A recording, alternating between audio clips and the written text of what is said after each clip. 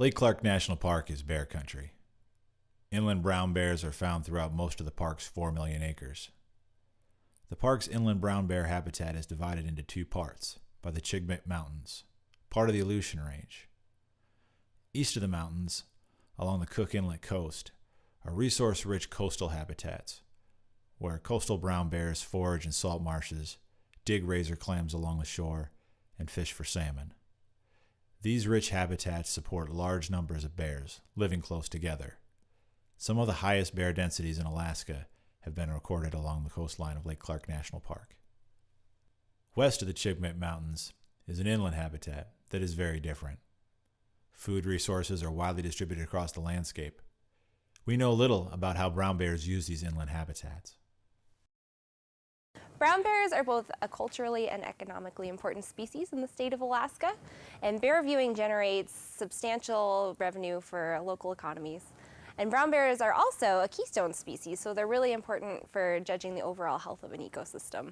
So despite all of this importance, very little is actually known about the brown bears in Lake Clark. We know on the coast that there's probably about 150 brown bears per 1,000 square kilometers, and then we also have a basic estimate of densities in the interior, which is about 39 brown bears per 1,000 kilometers squared. But other than a basic density, we don't really know very much about them. We don't know about the resources that they're selecting for. We don't know where they den. We basically are lacking a lot of basic information on the ecology of the bears in the interior. In an effort to better understand the lives of inland brown bears, scientists from the National Park Service, United States Geological Survey, University of Alaska Anchorage, and Mississippi State University are undertaking a 4-year study to examine how brown bears are utilizing the inland habitat in the park, and how that use changes over the course of the year. Using GPS radio collars, researchers are trying to answer 3 key questions about Lake Clark's inland brown bears. Where do inland brown bears live?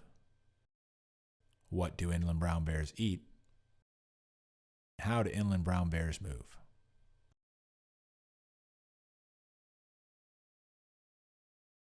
We're really interested in looking at the specific home ranges of different sex and age classes of bears, specifically looking at how male bears will use the landscape differently than female bears, and within females, are they using it differently when they have cubs of the year versus yearlings, and basically how they're using that in relation to other bears.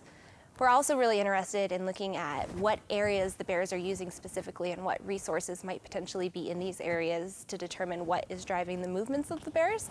For example, are they moving long distances to get salmon? Are they staying in specific areas where they know there's a lot of good vegetation to eat? So it's going to be really interesting to see how they're using the landscape and what their home ranges are like. So far, what we found is all the mountainous habitat in inland Lake Clark provides denning habitat for bears. We've had them widespread throughout the southern portion of the interior. What's been more interesting is after they emerge from the dens in terms of the home range use for bears. So we've had some bears that have moved over 100 miles and had large home ranges, maybe up to 2,000 square miles, whereas we have other bears that have never moved greater than 10 miles from their den site, so have really small ranges, about 40 square miles. So they seem to be choosing and using resources differently, and that's reflected in kind of their home range size. Another component of that is we're really interested in looking at the behavioral aspect of denning. So if male bears and female bears are denning in different areas, and what's driving that. Specifically, are females with cubs denning in harder to get to areas that are high elevation, steep slopes in order to avoid predation on their cubs?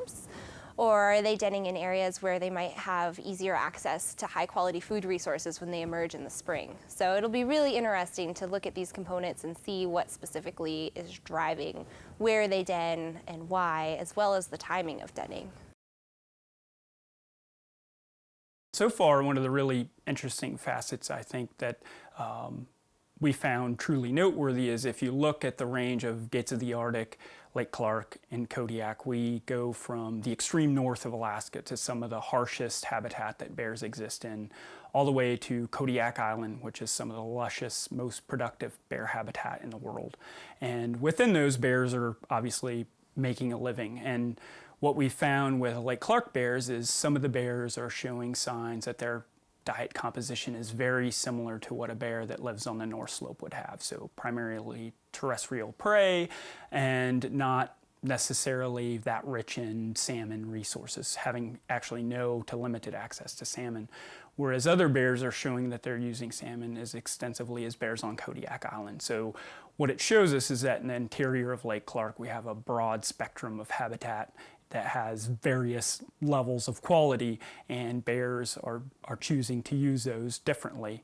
And what also is interesting is with location data we've collected since den emergence this year, we've seen that all the bears have salmon nearby. So the fact that some are choosing not to use salmon as a resource seems really interesting and kind of surprising. So it's been really interesting seeing some of the movements of these bears, specifically the bears that have moved west. We've had numerous bears move really far distances, and 2 specifically have moved over 100 miles from where we originally captured them. And it's been really interesting seeing them make these big moves and how they've done them so quickly.